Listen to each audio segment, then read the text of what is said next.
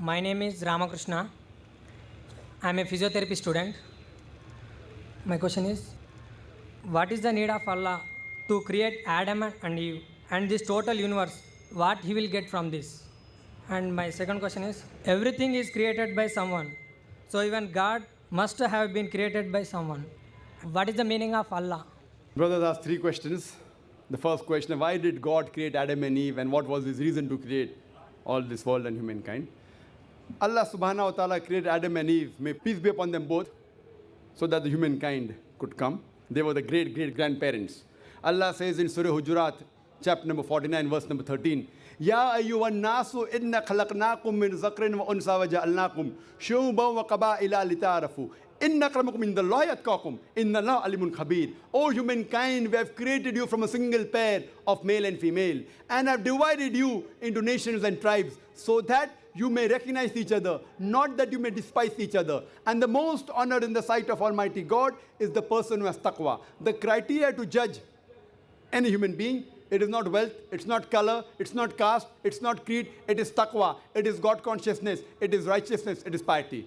So Adam and Eve, peace be upon them both, they were our great-great-grandparents, of yours also and of mine also, all humankind. Therefore, I call you a brother. We are brothers in humanity.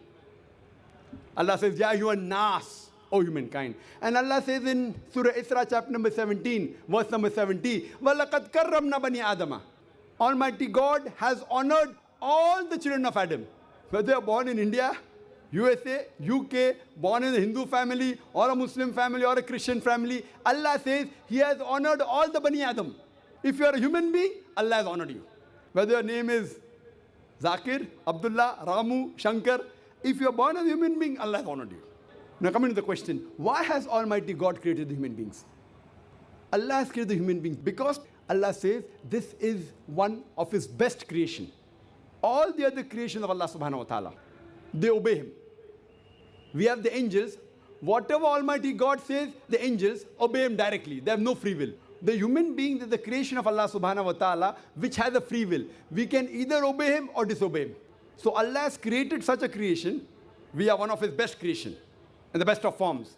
But we have a choice of either obeying God or disobeying God. If we obey God, we will go to Jannah, we will go to Swarg, we will go to heaven. If we disobey Him, we will go to hell, we will go to Nark.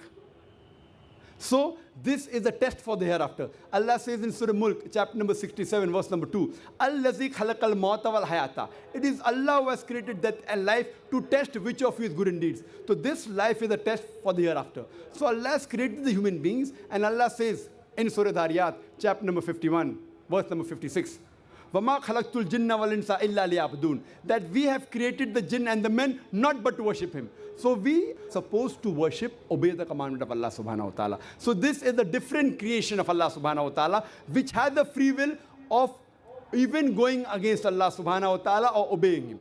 All the other things, the stars, the trees, the mountains, the Quran says they do sajda to Allah subhanahu wa ta'ala, they prostrate to Him, they obey Him.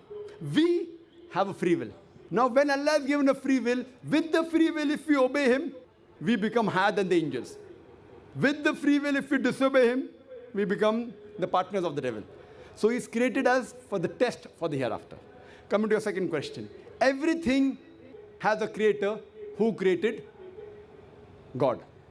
If anyone says everything has a creator, it is a wrong statement. Every created thing has a creator. The definition of God is He is uncreated. The moment you say who created God, He's not God. The definition of God is He is uncreated. Suppose a person comes and asks you, that brother, my friend John, he was admitted in the hospital. He gave birth to a child. Can you guess, was it a girl or a boy? Can you guess? Try it out. Guess. Can't guess. Why? Can you on the microphone? Can you guess, was it a girl or a boy? Huh? See, brother John, he was admitted in the hospital. He gave birth to a child. Was it a girl or a boy? Can you guess? A 50% chance? Girl or boy? People are laughing. Why? Can you guess? Can't guess. Why? Even if you guess, can you get the answer right? Achha, can you guess? I'll give you two chances. Was it a girl or a boy? Try it out. Girl. Brother, can a man give birth to a child? There you made a mistake. Same way you made a mistake by asking who created God. A man cannot give birth to a child. So where's the question of it being girl or a boy? See, now you understood. Now that's good, brother. So it was a man cannot give birth to a child. So where's the question of a girl or a boy? So when you're asking who created God, God by definition, Allah by definition is uncreated. The moment you say who created Allah, he's not Allah. Walam yakul lahu kufuwan ahad. There's nothing like him. Coming to your last part of the question. Who is Allah? Who is Allah? The best definition I can give you is quote to you Surah Ikhlas. Chapter number 112, verse number 1 to 4. It's mentioned in the Quran. Kul huwallahu ahad. Say he's Allah one and only. Allahu samad. Allah the absolute eternal. Lam yalid wa lam yulad. He begets not nor is he begotten. Walam yakul lahu kufuwan ahad. There's nothing like him. This is a four-line definition of Allah subhanahu wa ta'ala.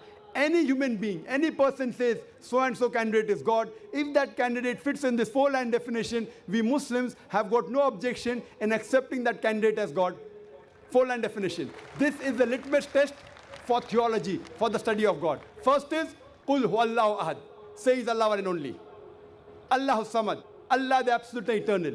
Lam yalid wa lam yulad. He begets not nor is he begotten. Walam yakul lahu kufuwan ahad. There's nothing like him. If you go to the Hindu scriptures, the same is mentioned in the Hindu scriptures. Kul huwallahu ahad is mentioned if you read Chandogya Upanishad, chapter number 6, section number 2, verse number 1. Ekkam evidityam. God is only one without a second. Second test. Allahu samad. Allah the absolute eternal. Bhagavad Gita chapter number 10, verse number 3 says, I am known as the Lord of all the worlds, the unbegotten, the beginningless. Third test. Lam yalid wa lam yulad. He begets not nor is he begotten. It's mentioned in the Shvetashvatara Upanishad, chapter number 6, verse number 9. Nachasya kasij, janita na chadipa. Of him there are no lords. He has got no parents. Almighty God has got no father. He has got no mother. And walam yakul lahu kufuwan ahad. There's nothing like him is mentioned in Shvetashvatara Upanishad, chapter number 4, verse number 19. And Yajurved, chapter number 32, verse number 3, where it says, Natasya pratima asti. Of that God, there is no pratima, there is no idol, there is no image, there is no photograph, there is no sculpture. Who says that? Yajurved, chapter number 32, verse number 3. Same as, Walam yakul lahu kufuwan ahad. So any person saying so and so candidate is God, if that candidate fits in this four-line definition, we Muslims have got no objection in accepting that candidate as God. For example, some people say, Bhagwan Rajneesh is Almighty God.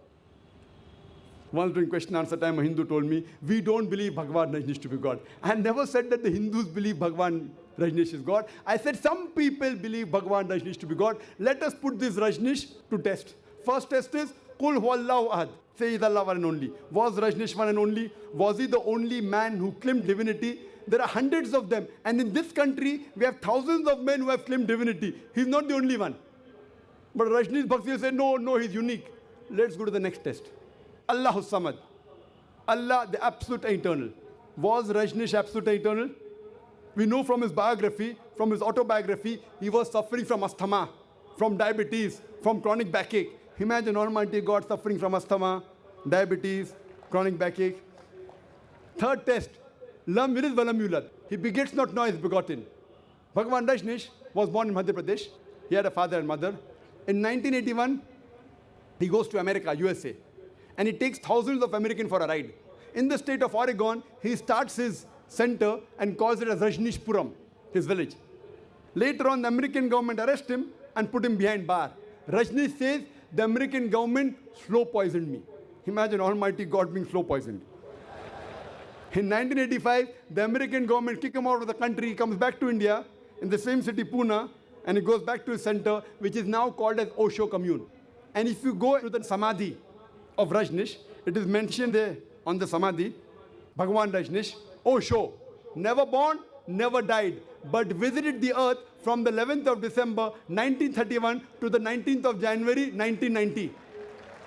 Never born, never died, but visited the earth from the 11th of December 1931 to the 19th of January 1990. They forgot to mention in Samadhi, he was not given visas to 21 countries of the world.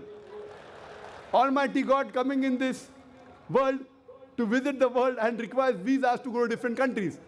And the Archbishop of Greece said, if you don't remove Rajneesh out of this country, we'll burn his house and the house of his disciples. And the last test, Walam yakul lahu kufuwan ahad, is so stringent that no one besides the true Almighty God can pass. The moment you can compare God to anything, he is not God. Walam yakul lahu kufuwan ahad.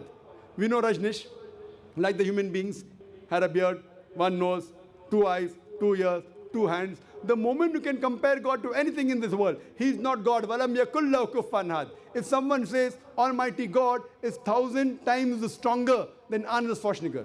Might have heard the name of Arnold Schwarzenegger? Have you heard Arnold Schwarzenegger?